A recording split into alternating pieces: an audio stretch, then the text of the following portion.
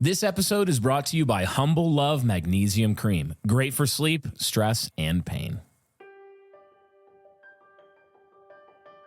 As we've made our way through the first episodes in our new series on being human, we've talked a lot about the body. We've talked about strength training, body composition, weight loss, health, beauty, and a whole lot more. But along the way, we've also gotten dozens and dozens of questions from listeners far and wide across the nation and even outside of the U.S. And so in our last episode, and then following up here in this episode as well, we're taking a minute to work through some of those questions from you. So thank you to our faithful Bright Hearth listeners for sending these in. Some of these questions relate very directly to that series, but some of them wander a little bit further out of field, and we figured we'd take up some of those as well. If you'd like to send in your question, you can go into the podcast description and find that send us a text button or link. And if you tap that, you can send us in your question. We can't actually respond, but we do read through all of these, compile them, and then occasionally do an episode or two like this where we try to take those up and answer them as helpfully as we possibly can. So thanks for sending in all the questions. We hope this episode will be helpful to you. And welcome to Bright Hearth. Welcome back to Bright Hearth, everybody. We're going to answer some more of your questions today. Yes, we absolutely are. And happy December, everybody.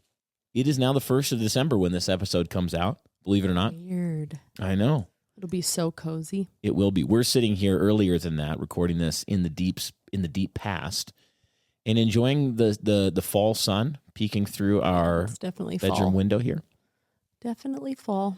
Yes, it absolutely is. Lexy, welcome to the show. It is good to be here with you.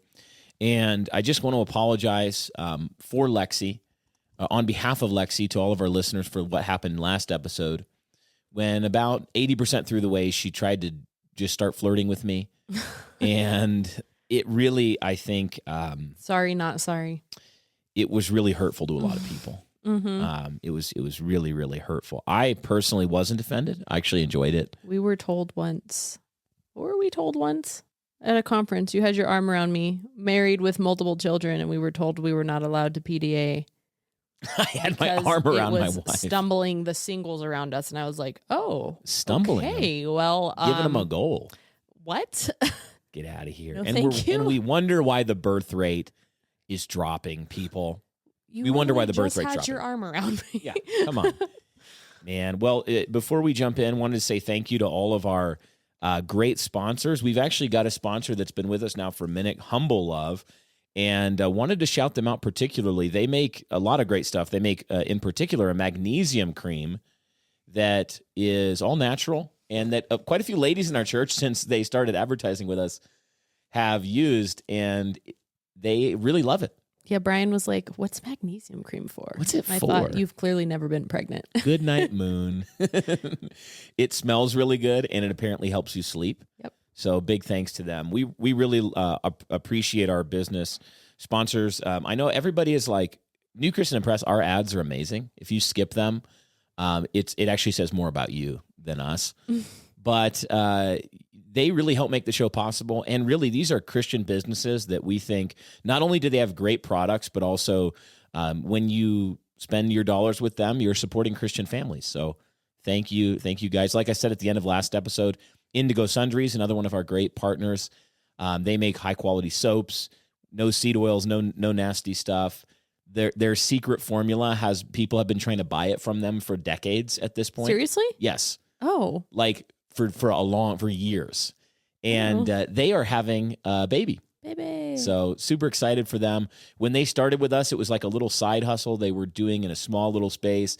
Then they took over a whole like double wide trailer that burst at the seams, went full time thanks to you guys.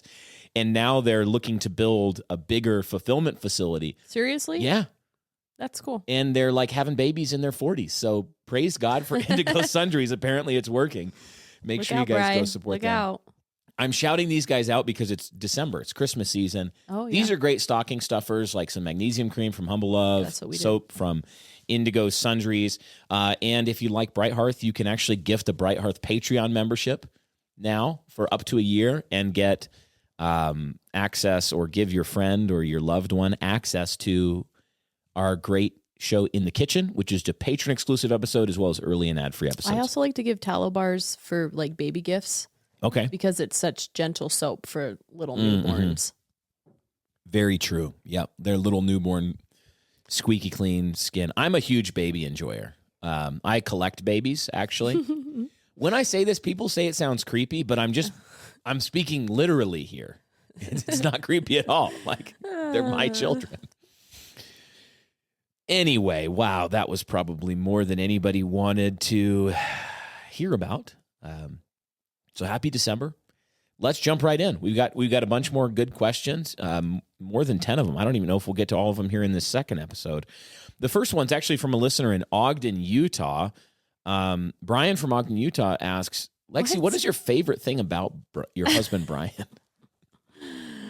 Oh, babe. I'm just kidding. Get me started because I will. It was me. I realized that I could use the send us a text button, and I was like, I wonder if anybody will put it together, if anyone will sleuth their way through this mystery and realize that this question came from me. No, our first real question actually comes from Twitter. Connor on Twitter asks, what encouragement do you think women who need to get healthier or lose weight, etc., need to hear from their husbands? This is similar to a question we got last time, but I thought it was another angle that was worth considering here. What encouragement do women in this situation need from their husbands in particular? What do you think? As a woman, as a wife, what if you were there, what would you want from me? No, this is a hard one, I feel like. I think your cheerfulness and funniness about it all helps.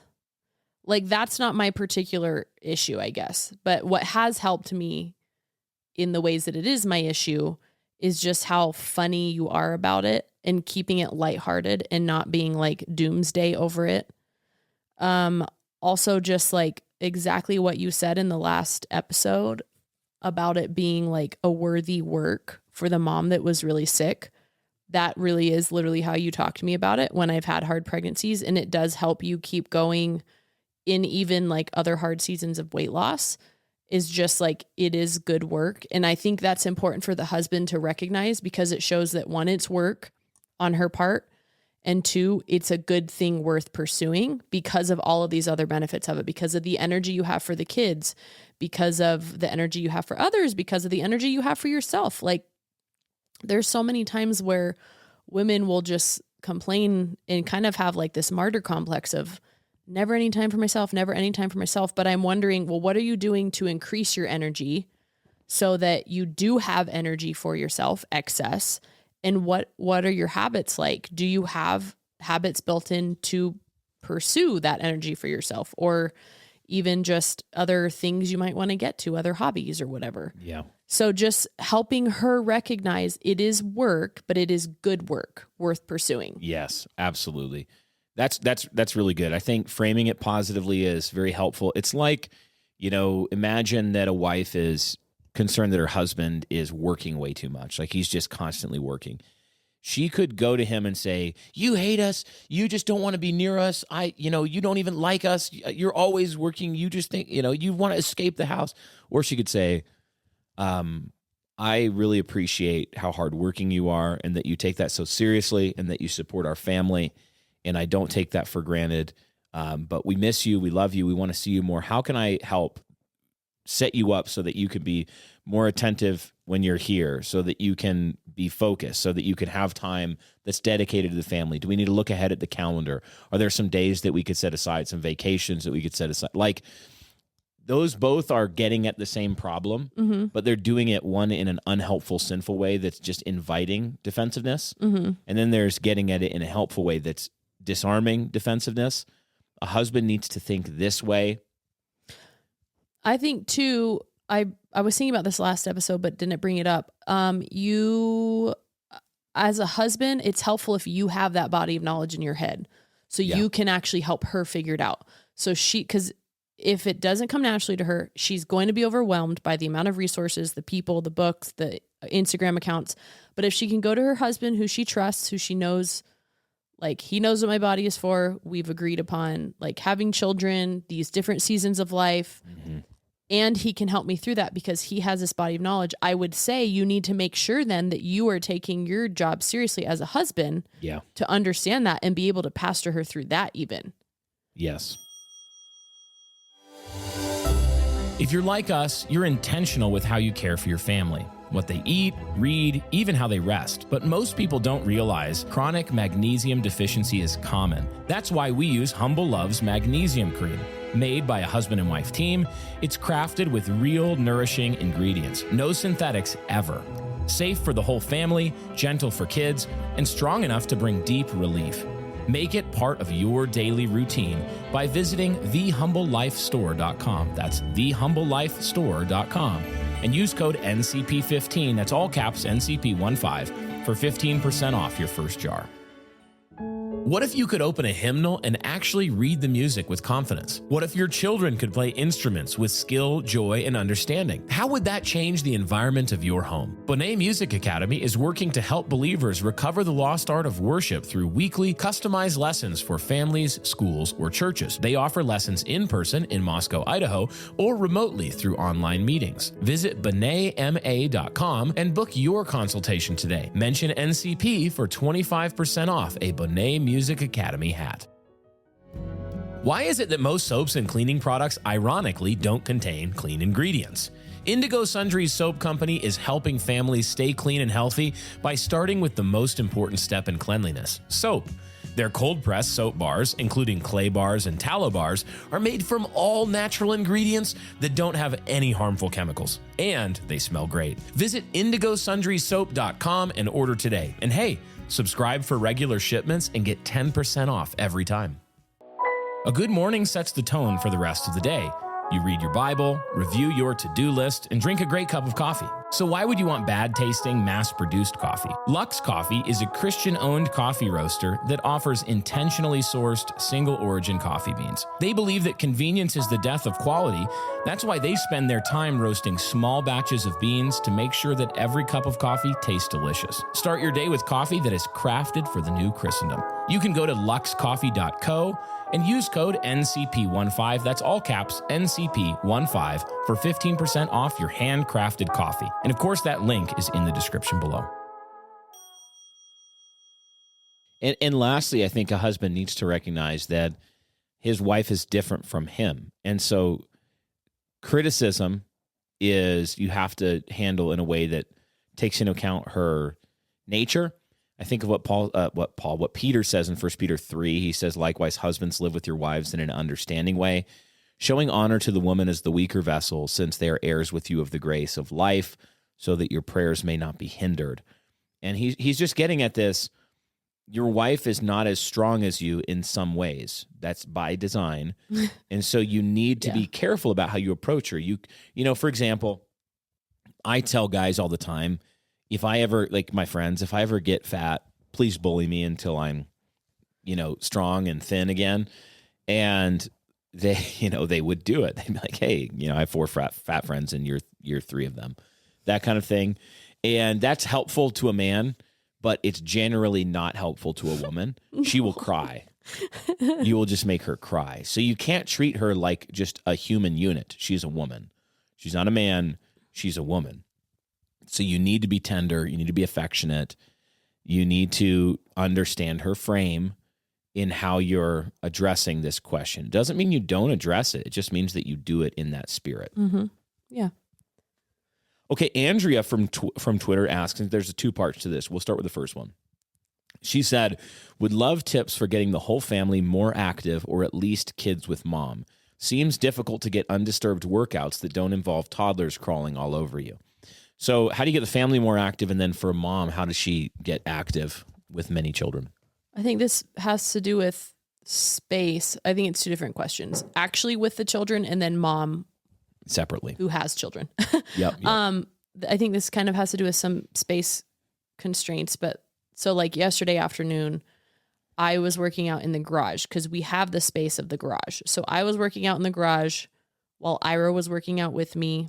There were at least 3 other children out in the garage, more inside. But the 3 littles that were out there with me were just kind of playing. Yeah. Penelope was in the stroller. One of them was pushing her around. Alfie's walking around with his little Alfie dumbbell. They're just generally there, and I'm okay with that. I've had to like discipline myself to just keep going and not be distracted myself by them. If and in seasons where I didn't have the space, it would just be me being like, okay, guys, mom's going to do some push-ups. Let's all get down and try some push-ups in the living room floor. Mom's going to do some kettlebells. You're going to be right here playing blocks right beside me. And just telling them, like, make it a habit so they're not surprised when it happens. Again, the next day, you're going to play with these blocks right here while mom does her little exercise.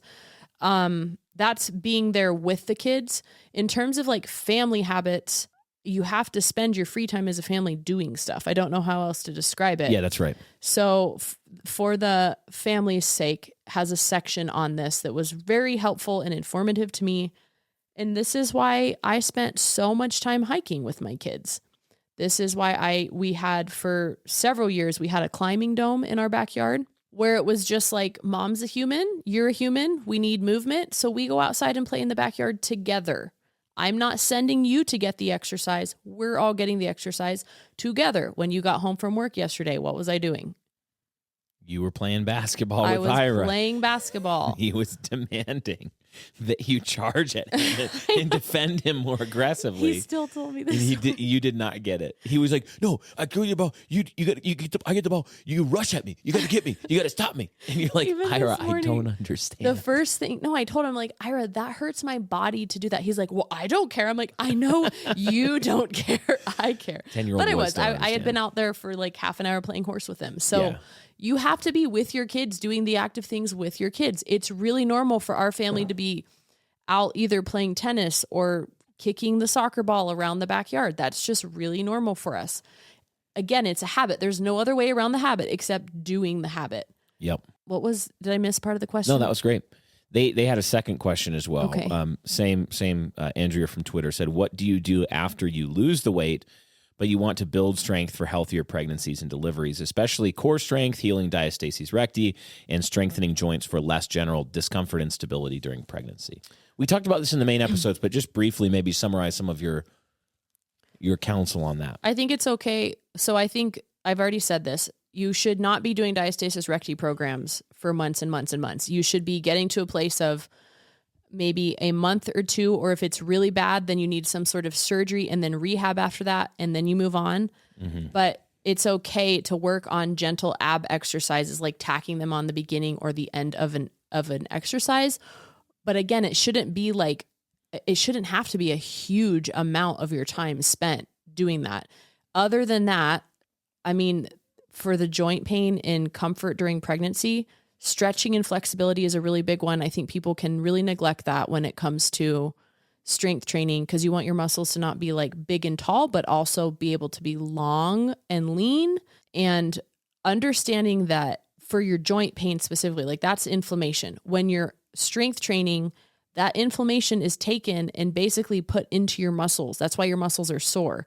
So it's kind of like you're rerouting the pain and inflammation from one part of your body, uncomfortable joints, to be more productive in another place, building muscle.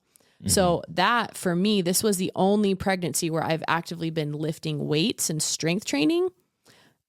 Huge difference in my joint pain, like night and day difference. It's very unfortunate that it's true, but it is true. So you can do any amount of stretching you want, but if you're not like forcing that inflammation to constructive parts of your body, it's not going to work. But I think it's helpful to know, like, just keep doing it while you're pregnant, and even that will help. It's not just an in-between thing. Yeah, you have to understand that your body was designed by God. When you think about it this way, your body was designed by God. He knew what he was doing. And your body is tremendously good at adapting to what you do with it. So if you do something over and over and over, your body goes, oh, I need to be able to do this. If you sit over and over and over with no activity, your body goes, I'm going to get really good at being still. I guess I don't need strong ligaments. I don't need strong muscles. I don't need strong bones. It's not just your muscle size. It's that every part of your body adapts to that. You get weaker bones that are less dense. You get connective tissue that is less strong. You get ligaments that will pop and break easier. They will not age well. They will lose their stretchiness. They will lose their strength. So when you go and tell your body by doing things over and over, like you need to be able to lift heavy things, you need to be able to run, you need to be able to jump, you need to be able to stretch, You need to be able to do all of this, and you need to be able to do it regularly. Your body will adapt. Your bone density will go up. Your ligaments will get stronger. Your muscles will get stronger. Every aspect of your cardiovascular system will adapt. So if you think that way, what is the last 3 months? What have I told my body to do? I've told it to sit still, or I've told it to get strong. It's going to adapt because God made it to do that. So even in pregnancy, you need to make sure you're being responsible and safe, but we tend to baby ourselves too much and tell women like, oh, you're pregnant, you need to immediately stop strength training. But that's not what anybody who is an expert in the subject would say. They would say, no, there's things you can do. And then, yes, of course, as you get to the end of a pregnancy, you're going to transition to where you're not going to be deadlifting a bunch of weight. You're not going to be doing that 9 months pregnant. But go do the research, find what works for you, and get going on it. Okay, a listener from Tulsa, Oklahoma asks, they say, hello, I'm thankful for the ways Bright Hearth has helped shape my work as a homemaker to my husband and our 3 small children. In regards to this current series, I have a question or thought about the physical aspect. You have each mentioned things before about nutrition, protein sources, organic foods, vitamins, home products, personal care products. For someone who is not taught the skills of natural living, and they said crunchy ways growing up, where would you start if you were truly just starting to break the cycle of bad food, toxic products, etc.? It's not wise to think about changing everything at once, but how should I look at changing things slowly? Would you focus on foods first, no seed oils first, food dye out first, bath shower items first, or home products? It's hard to know where to begin. Thanks in advance. Yeah, it is hard to know. I would say let your interests lead you, because what you're most interested in, you will do it out of love for the thing instead of like fear or anxiety or some other bad motivation. Yeah. So if that is you being motivated in food, then let it be food. If it's you being motivated by, maybe you're really interested in makeup, maybe it should be makeup. Maybe, your family might have a specific need, and so you're going to become an expert in that need. And then I think over time, just like plodding away at it, this month with the groceries, I'm going to think through better pasta. Then over time, and being okay with the slowness of it, you will see you've made a lot of changes for the better. And then I think you kind of do get to a point where the needs of your family ultimately become where your time is absorbed, in the sense of this winter, the Lord had it as your assignment that you were going to get really good at treating strep. And then next winter, it might be, I don't know, pneumonia. And then the winter after that, it might be tongue ties. Like we had to figure that out a few years ago. We didn't Dyslexia. know much about that. That's how I would do it, is start by interest and then let the Lord give you what the assignments are. Yeah, and to me, the best, so crunchy can go crazy. Yes. And you can live in fear, and crunchy can also decimate your budget and quickly make you spend 5 times more than you should on a bunch of stuff you don't need, because it's very marketable. You have to understand that. So I think one of the first things that somebody who's looking to change in these things needs to figure out is to actually not think about like toxic versus not toxic first. I think they need to think about proactive versus reactive first. Reactive health is, I get sick, I go to the doctor. I wait for something to break, and then I go fix it. Proactive health is, how can I make my body as resilient and strong and healthy as possible? That's why we're talking so much about strength and food. Moving correctly and eating correctly first.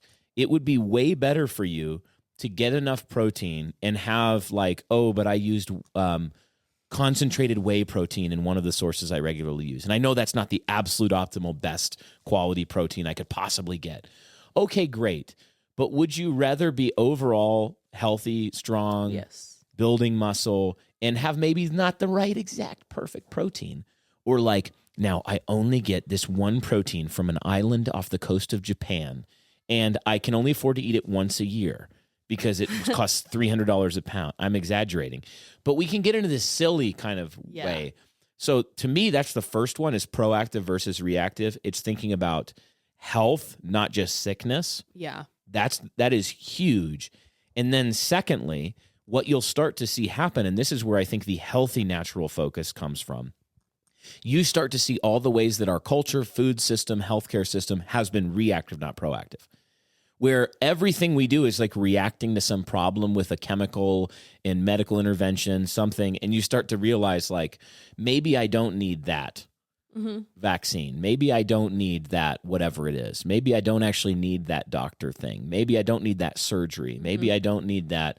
But it's going to come more from making that fundamental switch. And then, like maybe you learn that some household cleaner you were using turns out to be really, really terrible.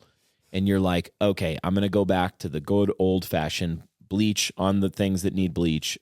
I'm going to go back to I was going to say this actually because I was thinking about it yesterday when cleaning the toilets. I was like not happy with, it was colder, so I didn't have the windows open, but I didn't like how fumey it was in here. Yeah. So I did ultimately end up opening the windows, but I kept thinking, just eat your protein, Lexi, because your liver will be able to do what it's supposed to do. Yeah, your body is resilient. Your body is very good at getting rid of toxins. Most things that Contrary are sold to popular belief. Most products that are sold on cleansing your body from toxins are absolute garbage and bunk. Yeah. Your body is really good at getting rid of toxins. That doesn't mean we should like intentionally ingest as many toxins as possible. No.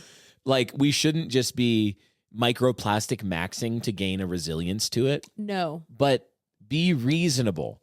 And your husband will be less crazy when you're not like, husband, I need $9,000 to replace everything in our house with glass and stainless steel.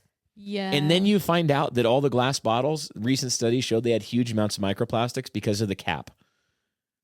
Like this was a recent thing where they found higher levels of microplastics in water and glass bottles really than in plastic bottles because of the way the cap seals. That's where most of it comes from. Oh, interesting. So it can feel like you're hitting your head against a wall, but just... Which is why like a lot of that knowledge is changing. But what is not changing is that all of our body's functions need protein as the basis to function. They have to function. So to me, you could be somebody who has all the non-toxic cosmetic, all the non-toxic body care, all the non-toxic cleaners, all the non-toxic food. But if you're only eating 30 grams of protein a day because that's all you can afford to eat because you refuse to go get some food from Costco that's not non-organic, you're actually sicker than the person who's eating all of the conventional meat and is playing in the sunshine all day with their kids, lifting weights, and joyfully taking a Sabbath every week with a glass of wine. I would rather be strong, like working out regularly, resistance training, and not fat, and eat seed oils than the other way around. Yes. And you will be healthier. So the point isn't that seed oils don't matter. I think they do, and we try to limit that. We don't have them in our house. We don't cook with them. Like we don't eat them a lot. But it's not in the top 5 things I'm most worried about. Resistance training and not being fat are 2 of the most important in terms of health. So try to think that way. And then when you're looking through all the different products, like you've got think about your daily routine. I eat, I bathe. Maybe as a woman, you put makeup on. I use this cleaner in the house. Think of that. Isolate some categories. And then like Lexi said, let your interest guide you. Try to make an improvement here and there as you go. And do it in a budget, reasonable way. Beware of miracle products. I don't take supplements unless like we're sick. Right. Like I'm not constantly needing this whole regimen of 5 things a day to boost my immune system, to help my hormones. Right. I really am relying on protein and exercise and sunshine. All of those things that are free, by the way, minus protein, but you know what I mean? Everyone has to eat. I'm not spending $10 out the door a day on supplements. And we don't buy all organic food. No. Nope, we don't. We couldn't afford to, number one. We just, we could not afford to. I would rather my children be able to eat enough eggs and meat freely. I do not, Yep. Okay. And like I said, we shout out a lot we have sponsors that do health products and things like Humble Love Magnesium Cream, Indigo Sundry Soap that's free of bad stuff. We're not saying it's bad, but the reason we like those products is because they're not miracle products promising miracle cures. Magnesium cream is a thing that does something particular, and it's good and it works, and that's all it does. It's not going to make you live forever or shed 10 pounds tomorrow. Indigo Sundry Soap will keep Sasquatch away, but it's not. Do you think it would be fun? You guys, Ethan and Tate did like an empty your pockets thing. I think you were probably a part of that. Yeah, I was. Do you think it would be fun for me to do like an empty your makeup drawer? Yeah. Not everything is non-toxic. Do that in the kitchen. Okay. So this week's in the kitchen for patrons. Your makeup drawer, you have none. I have no makeup drawer. Lexi's going to go through her makeup drawer and talk about some of this stuff. Great idea. Okay, next question.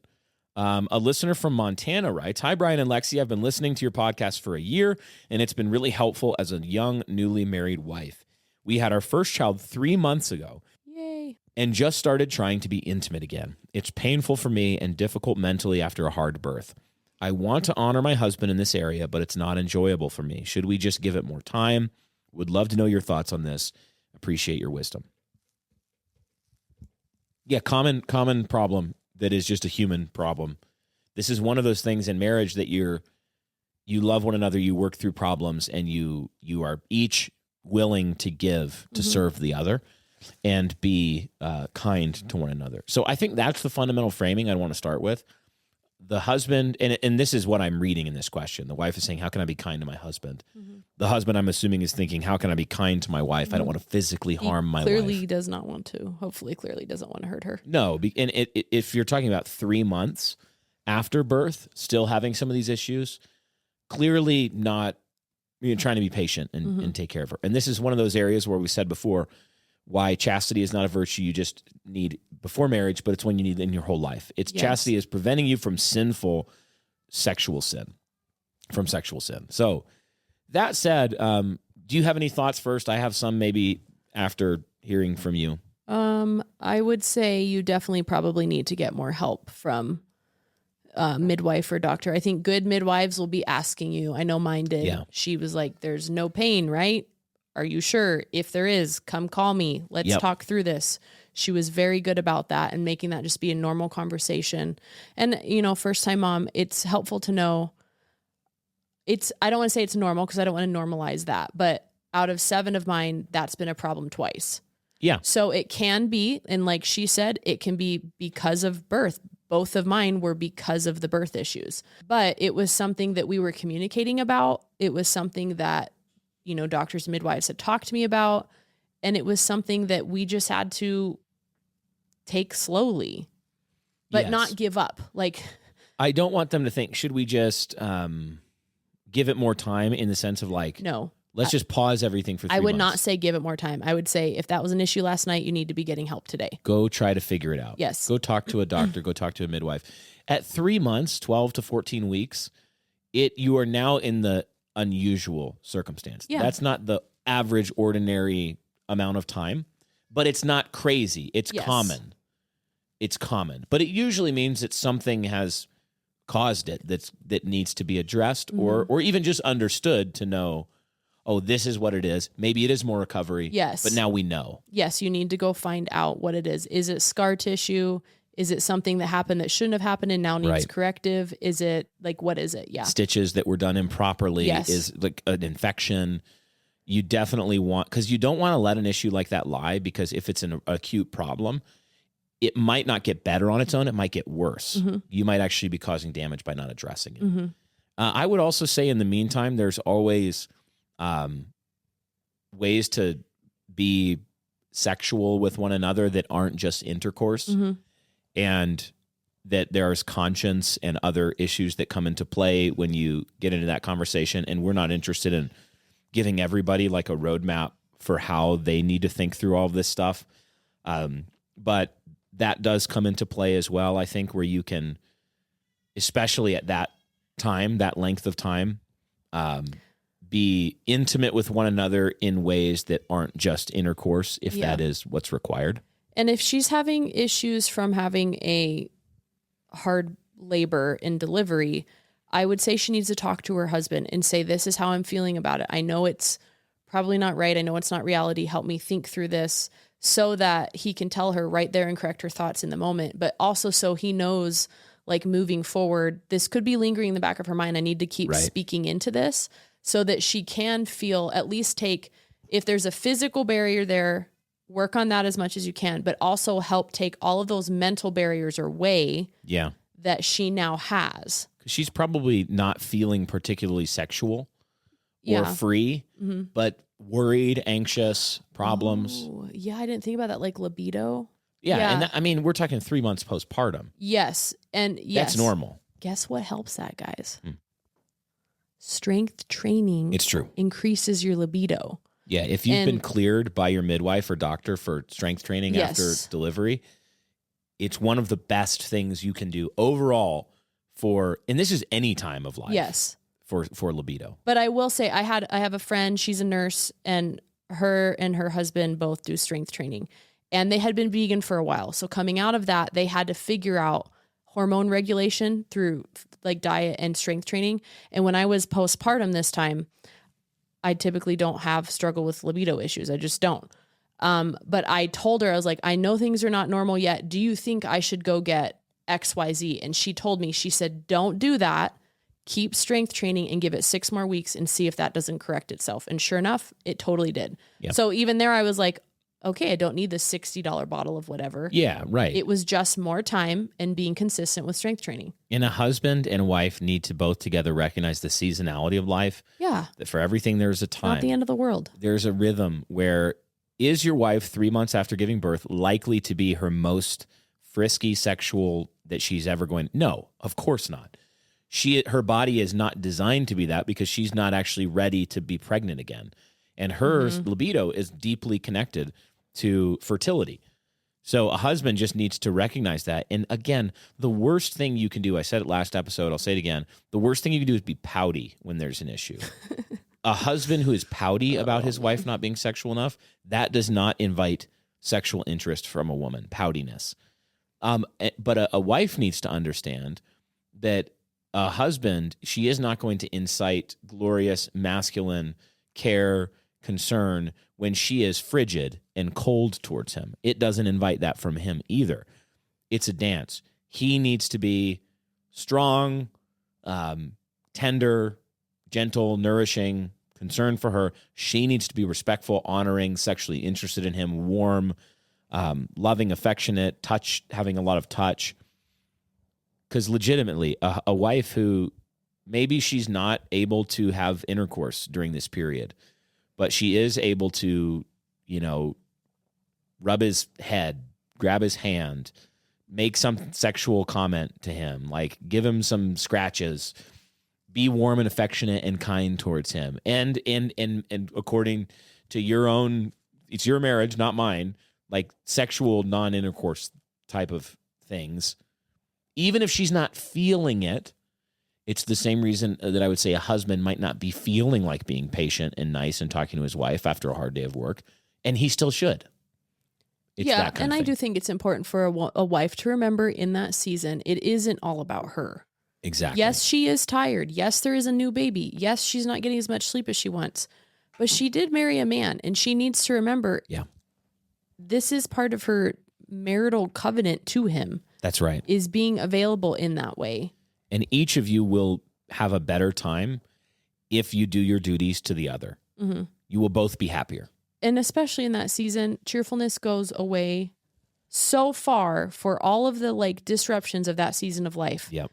Everything is better for both mom and dad being cheerful and being able to laugh about things. Laugh about how hard it is. Laugh about the blowout at 2 a.m. Laugh about this is just, it's crazy sometimes.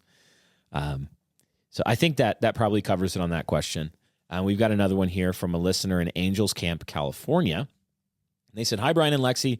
My husband and I love everything you guys put out at NCP. It's a huge blessing in our lives. Keep up the good work." Thank you. They said, "Here's our question. Should we prioritize living in our hometown near our family if they're unbelievers? Or should we prioritize living somewhere with a robust Christian community like Ogden? We love the area where we come from and being near family, especially since having kids, but we don't have a strong, like-minded Christian community like what you've built in Ogden. What should we prioritize when it comes to deciding where to settle and plant roots?" This is a complex question. There's no one-size-fits-all answer, but there are some principles. The first principle is not to be hasty. You should not make this decision quickly based on listening to a few podcasts we put out and having some idealized understanding of what life in Ogden is like. It's a great church, wouldn't move for $10 million. I've said that in a recent sermon. Totally true, stand by it. Amazing community, very thankful for what the Lord's done here. And it's hard work to maintain. We have our own problems. We have constant shepherding and pastoring. People get in fights still. There's still all the same Christian stuff here. In fact, that's what it means to be a robust Christian community, is that we deal with those things. We don't sweep them under the rug. So don't be hasty in making a decision like this. Mm-hmm. And don't underestimate the value of family. Mm-hmm. It is very, very important. People who have made the move here away from family will tell you that it's very hard. And it's no rose-colored glasses. It's, and I'm talking about ones that stand by the decision, are glad they did it, are happy to be here. They would still say, and man, it sucks. I wish that we could have stayed. Mm-hmm. So that said, to me, I am thinking about things like, do I want my children to be like and to marry the people around us? Do I want my family to reflect the culture of what's around us? Do I think that I am setting my family up for long-term Christian intergenerational fruitfulness if we stay here and continue doing the same things in terms of church, community, family that we're doing now? What has been the track record in surrounding me of other extended family and the generations? Are most of them apostatizing? Are they weak, liberal, soft Christians? Is there a robust Christianity? Is there Christian education possible? And then I would say, do your due diligence. Come visit, whether here or wherever you're thinking about moving. Come visit, ask your questions. We have a whole process for this. We even have a page on our website dedicated to it. We've had more than 100 people in the last year join our church, in many of them from this situation. So we tell them, come here, come visit, do your due diligence, ask your questions. Some of them don't move, some of them do. Ask the thing that you're most frustrated with us about or think is most controversial about what we do. Let us answer it. Maybe you like the answer, maybe not. If they're unbelievers like you're talking about, then to me, I would strongly be considering, and this is partly my disposition, this is not me making a law for everybody, I would be inclined to seek the Christian community and not stay. So would I. And we've tasted it, so it's hard to describe, it's very good. I think also there's factors like if you have an intergenerational family business there that you're inheriting, man, that's a big factor.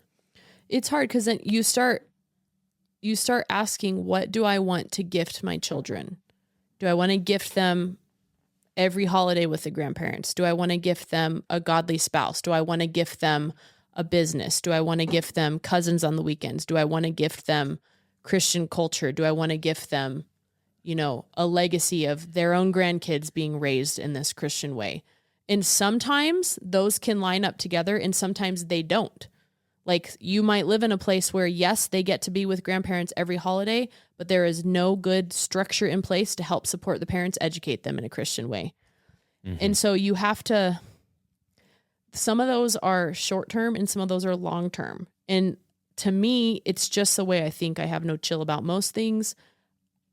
Long-term will just outweigh the short-term, even if it is a good thing like grandparents around for the holidays or date nights or whatever. But the funny thing too, I'm not trying to sway your opinion or anything, but then having family around does have its own set of issues. It does. So yeah, there's no magic bullet. There's none in either direction. It's a difficult decision that you have to make by weighing all of those different things. Yes. Obviously I lean often in one way, but I don't take it lightly. I absolutely don't take it lightly. Home and Hearth started simply with a mom, dad, and their 2 kids making clean, natural alternatives for women who wanted something better. Through that process came the creation of the Cycle Support Tincture Set. 4 herbal blends, 1 for each phase of your cycle, designed to help you reconnect with your body's natural rhythm. Handcrafted with organic herbs that ease cramps, balance mood, support hormones, and bring calm throughout the month. Every bottle is handmade with care with high-quality ingredients. Get the Cycle Tincture Set at shophomeandhearth.com/bright and use code BRIGHT for 15% off your order this Christmas. Did you know that 99% of Target, Walmart, and Home Goods ceramic products are produced by India and China, many of which still use lead-based glazes? That's why Abigail from Taste and See Ceramics is hand-making all of her products with lead-free glaze from right here in Utah. She produces quality mugs stamped with the Jerusalem cross and travel mugs for all of the ladies with busy homes. Recover handmade products that are worth passing down. Visit tasteandseeceramics.com and use code BRIGHTHEARTH10 for 10% off your order. Have you noticed how something simple like using a baby carrier can feel complicated? The truth is, baby wearing used to be a skill passed down through generations. Carrying with Kirby, a certified baby wearing consultant, is bringing back that skill by training parents and caregivers to learn safe baby carrying techniques. She'll teach you how to properly use a baby carrier, learn advanced skills to support larger families, and help pick out the right carrier for you. Email carryingwithkirby@gmail.com and mention Bright Hearth for $25 off your consult or 15% off a bundle this Christmas. After welcoming a new baby to the family, every mom deserves time to heal. That's why Noelle, a mom of 4, created the Noelle's Naturals Postpartum Care Collection to help new mothers rest, recover, and feel restored. From soothing herbal baths to nourishing elixirs that support mood, milk supply, and mental peace, every product is handcrafted with organic herbs and botanicals. Whether you're an expecting mom or looking for a heartfelt gift, you can explore the full collection or purchase the complete gift box at noelsnaturals.com and use code BRIGHT for 15% off your order. Okay, a listener from Junction City, Kansas writes, "Hey, I have a question I would love y'all's insight on. I am in a community with a lot of like-minded Christian families who have lots of young children. And my question is, how should a believer treat the children of another believer? For example, do you have any authority to correct wrong behavior in the child? Do you have any obligation to correct wrong behavior? Do either of those change if the parent is physically present and maybe already disciplining? But also just practically, what are ways to be loving in your behavior toward the children for both the Christian parents who are your brothers and sisters, but also for their children who we hope to be our Christian brothers and sisters too? Been greatly encouraged by the podcast and blessed. Thanks for all you do to encourage godly households and keep fighting the good fight." Thank you. This is a great question. We've talked about this at church a lot. There's 2 layers to this that come to mind: the authority and obligation. I think they phrased that really wisely. Authority, you have less authority than the parent, of course.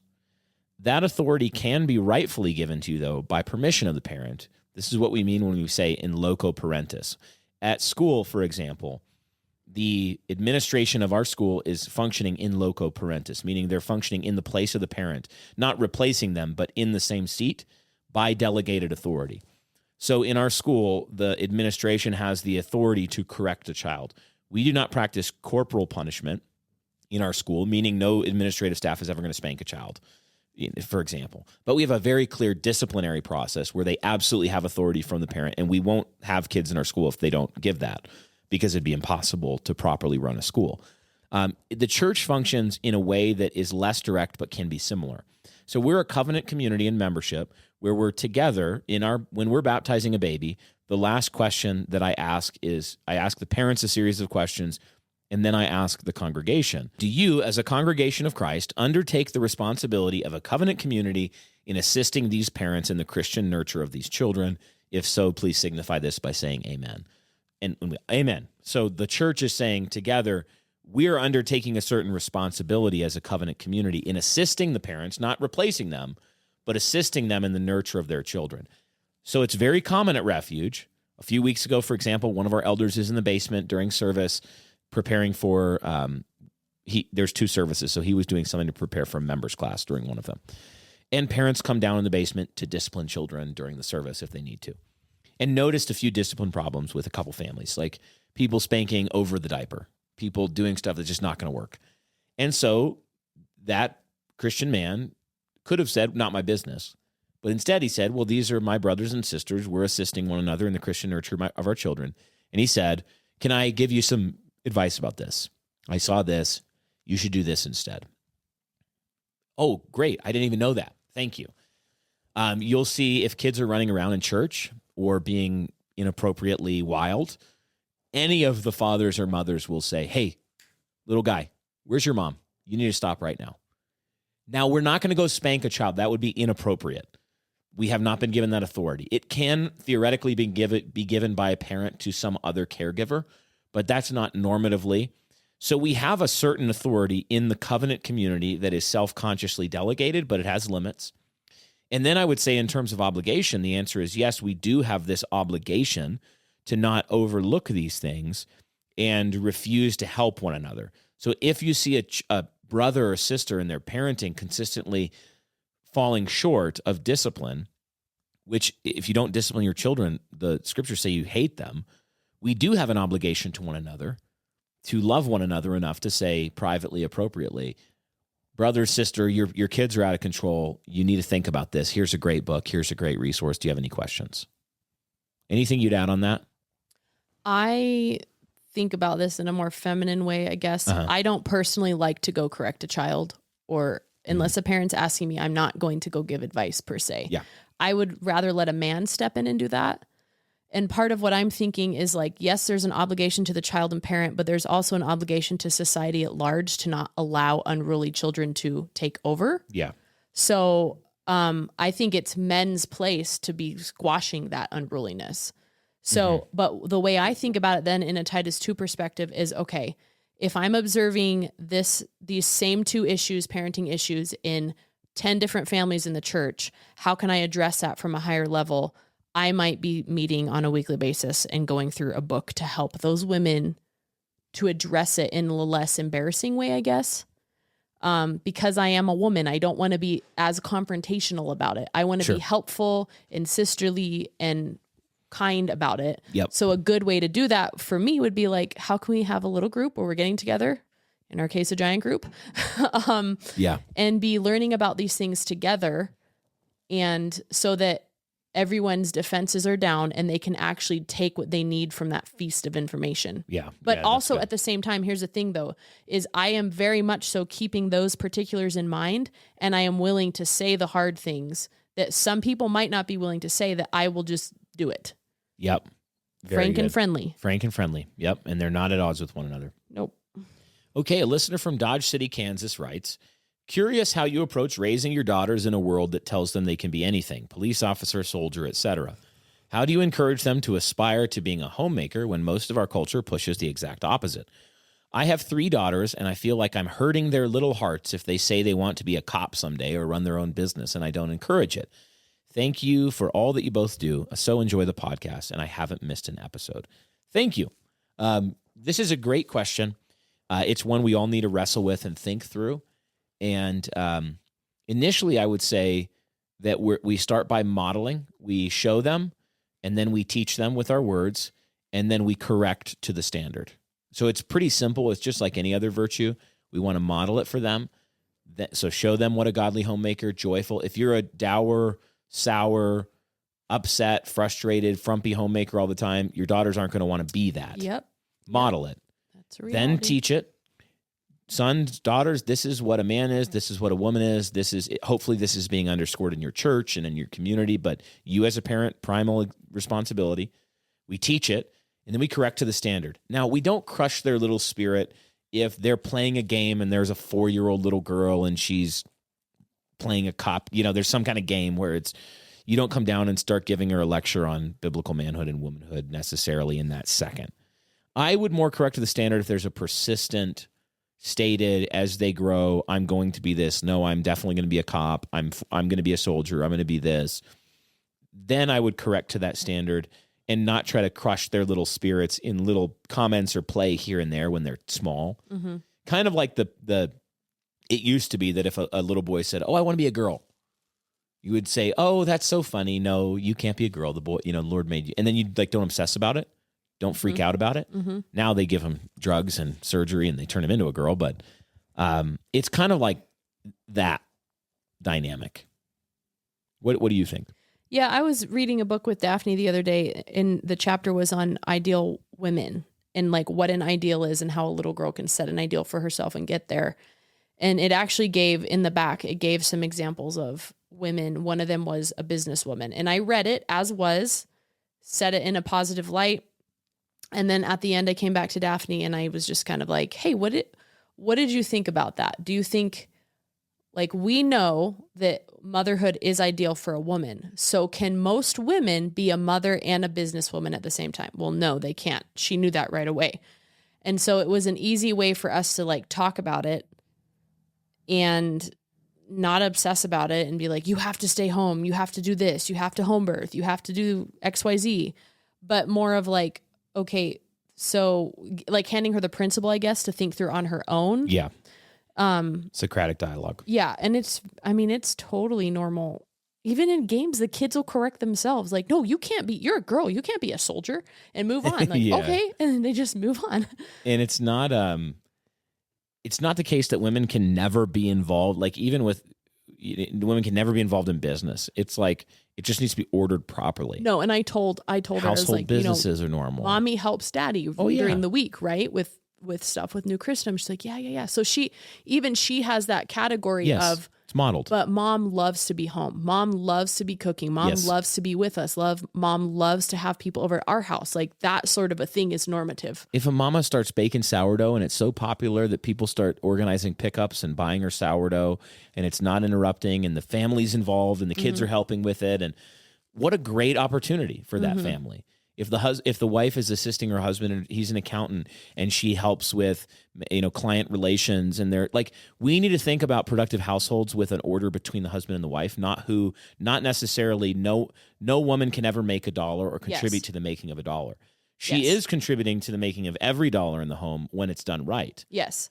And this was the medieval household too. And part of what I was trying to get her to think through was the time element of it. And I think I even asked her, like, if somebody is running a business, do they have time to run a household? And she was just like, no. And that's the hard reality of feminists, is they don't want to admit you cannot be two places at once. If you are this, you are not that. Sure, you might have 2 or 3 hours a week to dedicate to that, but that doesn't take over your actual first calling. And she understood that. She's old enough that she gets that. Yep. So. Great question. Okay, we have time for maybe one or two more here. Lissy from Twitter asks, and I'm assuming she's talking about Lexy, but I guess we could both answer. What do you wear when you work out? Modest workout clothes are nearly impossible for me to find, and when I do, they cost a fortune. Is that so?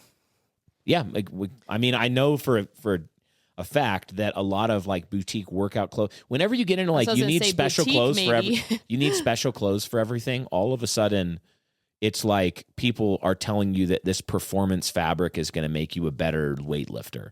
Okay, yeah, maybe. And then you spend $80 for a pair of pants. Okay, but are you an elite weightlifter? Do you really need that? Probably not. I work out in like the equivalent of swim trunks and a t-shirt, like, and it's great. It's fine. You work out in fairly normal clothing. Yeah. There is a distinction between going to a gym and not in this. Oh, yeah. Too, of course. We're at home. Most of the athletic skirts that I've worked out in, I have thrifted. Yeah. Even like the jogger type things that I got, I think I have some from H&M, and then I have some I got at TJ Maxx. They were like between $10 and $15 each. So you're talking like a workout skirt, and if it's cold, maybe some leggings underneath. Yeah, we are in the garage. So in the wintertime, I do put a pair of wool pants on underneath.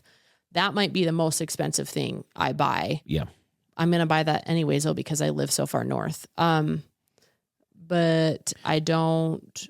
If you're going to a gym to work out, just get a looser fitting T-shirt. Shirt and a skirt that is appropriately long, and maybe put some leggings or something on underneath it. Remember, people did work out before 2015 when leggings were the norm. There are ways to work out that are not super expensive, that are like normal sweatpants. And why was I out shopping recently? I was like out somewhere it was when we were doing getting stuff ready for the hunt. I was actually really happy to see how many like normal workout clothes are coming back, like normal sweatshirts, normal sweatpants. You know what I mean? That aren't leggings. Yep. So you don't have to buy new expensive stuff. No. They make sweatpants that are not super tight, that are at Walmart for probably $12. Even Walmart, like, you know. And then like me, you just never wash them. You just keep using them all the time, same pair, until literally you must wash them for health reasons. And then that's fine. Okay. Last question. Let's see. A listener from Kalamazoo, Michigan wrote in with a very relevant question for our recent episodes. They said, hey, Brian and Lexy, question about low-carb foods. Specifically, there are many low-carb foods out there like Scotty's Everyday Keto Pancake Mix, mostly starch and fiber. On the one hand, it's a pancake that doesn't spike your blood sugar. On the other hand, are these things even food? useful for nourishment and energy. What do you guys think about these low-carb foods? We're working on losing weight, building muscle, and hoping to start a family. Good question. Let me reiterate something first that I think I said in one of our main episodes on this subject, is that you need to be careful about depending on special diet foods. So like special high-protein snacks. Not because they're not great and they can't be helpful. Like they make these chicken chips now that are like protein and low-carb that apparently taste good.